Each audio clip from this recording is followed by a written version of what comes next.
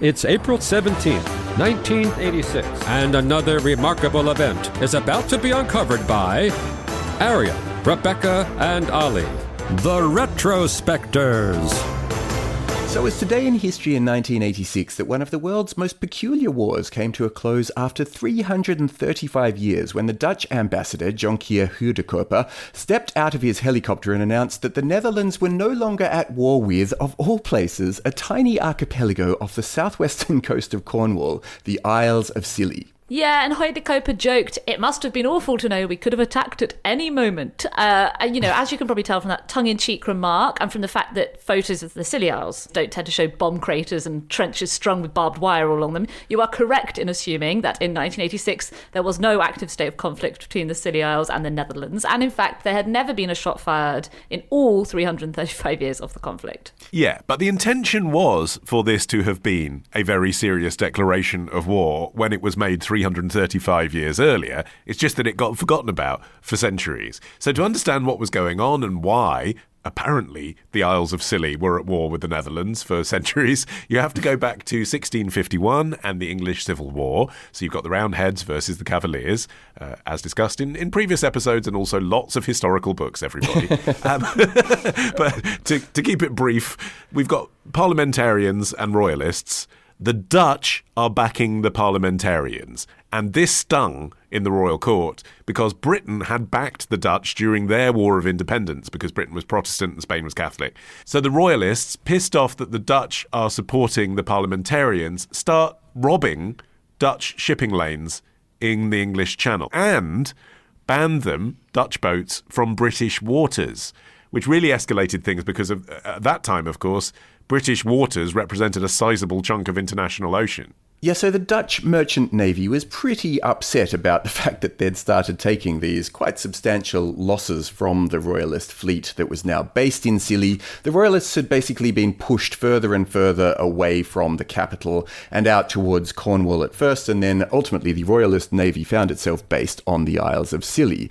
And so on the 30th of March 1651, Lieutenant Admiral Martin Hapert's Zoon Tromp arrived in Scilly demanding compensation from the Royalist fleet for the Dutch ships and goods that they'd been seizing. And according to a letter from the English parliamentarian Bulstrode Whitlock in April 1651, Tromp visited Pendennis and reported that he had gone to Scilly to seek redress for the Dutch ships and goods unlawfully taken. Receiving an unsatisfactory response, he, in accordance with his commission, declared war on them. And since most of England was now under parliamentarian control, this declaration of war wasn't on the whole of England, but specifically declared at the Isles of Scilly. Yeah, Admiral Tromp was a very interesting character. He was the son of a ship's captain and had been at sea since the age of 9, where he witnessed his father killed in front of him by a cannonball when their ship came under attack by the Scottish pirate/privateer Peter Easton. Martin, who was then 12, was captured and sold at the slave market in Salé, Morocco, where he was purchased and put to work as a cabin boy, and apparently it was this same pirate, Peter Easton himself, who eventually heard of his plight and paid for him to be freed. Tromp was actually briefly enslaved again in his 20s when he apparently so impressed the ruler of Tunis with his seafaring knowledge and refusal to join his fleet that he was ultimately gifted his freedom. Wow. But still, declaring war on Scilly is, I mean, even in 1651, it's a bold move, isn't it? But it's kind of pointless. It's like, I'm trying to think of an analogy for American listeners. I suppose it'd be like declaring war on Key West. Yeah. Like, it's geographically useful in terms of its strategy. It's close to Britain. But it is essentially 5 rocks off the coast of Cornwall with a tiny population even then. And what are you going to do with it? Like, if you don't have the rest of England, it's kind of pointless being there. There's no point going to war with those people. Yeah, also, very soon after this declaration of war, parliamentarian forces led by Admiral Robert Blake compelled the Royalist Navy to capitulate. And so, with the Royalist threat now completely neutralised, the Dutch fleet just sort of departed without engaging in any of the conflict that they had just promised. Or any of the peace. I mean, that's the important thing. They forgot to declare peace. Exactly. But, owing to the fact that what had happened here was that, a nation had declared war on a specific region of another nation, the Dutch refrained from officially declaring peace. They were like, well, we're obviously not at war with you guys. You were the people who we backed in the first place. So off we go, and no need to say, and by the way, we're not at war. And so that is why this declaration of war lasted for so very long. Yeah, so fast forward to 1985, when a local historian on the Isles of Scilly, Roy Duncan, decided to leverage the rumours that he'd heard his entire life. He was a real Isles of Scilly guy, Roy Duncan. He entered local politics at the age of 21 in 1970. He remained active until his death in 2014. He played the panto dame every Christmas. He was silly through and through, right? So he'd heard his whole life that there was this rumour that technically his homeland was at war with the Dutch and thought this was amusing. So wrote to the Dutch embassy in London to see if there was any evidence to support this seemingly absurd claim of a 335-year war. Yeah, and the answer was, kind of. So what had happened after the Civil War was that even though the parliamentarians had been allied with the Netherlands were still pretty upset about all of this robbing of their shipping. This was the time when the Netherlands was emerging as a major European power, and it had the largest merchant fleet in the world. It had an empire that was expanding through East Asia, Africa, South America, and this was actually a pretty big deal. And Cromwell wasn't really minded to compensate them for their losses, and this would ultimately snowball into the Anglo-Dutch War, which was an actual proper war. That was a war, yeah. Yes, that was a real one. The English and Dutch navies fought fighting against each other in a series of clashes, which ultimately ended in 1654 with a victory for Cromwell's Commonwealth of England, albeit a costly one, and severely impacted the economies of both sides.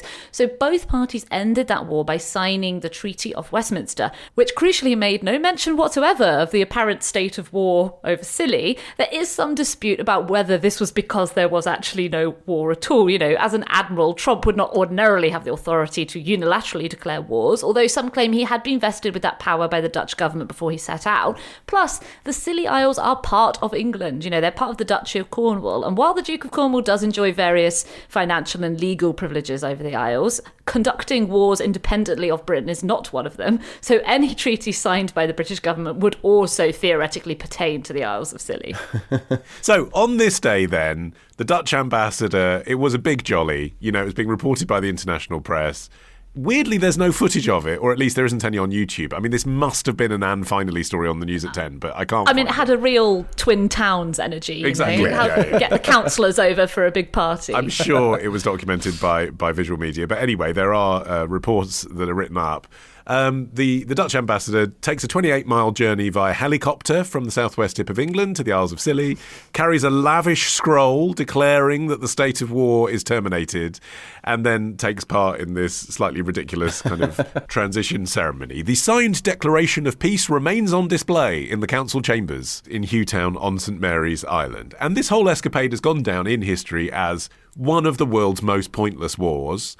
Others that have occurred include Greece fighting Bulgaria over a stray dog, which had to be stopped by the League of Nations. Who got the dog? I have to know. Modena and Bologna fighting over a wooden bucket for 12 years. And actually, a lot of people died when El Salvador and Honduras went to war over a football match. But I think what's special about this one is, and I'm sorry, people listening on the Isles today, but your country is called Scilly. I think the fact that of all places, somewhere called Scilly was involved in a Scilly war for 335 years, that cannot be topped. Yeah, all the journalists covering it being like, oh, this headline's going to write itself. Don't even have to try. Tomorrow. She was incredibly sick at first when she arrived in Poland because the diet was all heavy meat and root vegetables. Ditch the ads and get a Sunday episode when you join Club Retrospectors. Patreon.com/Retrospectors.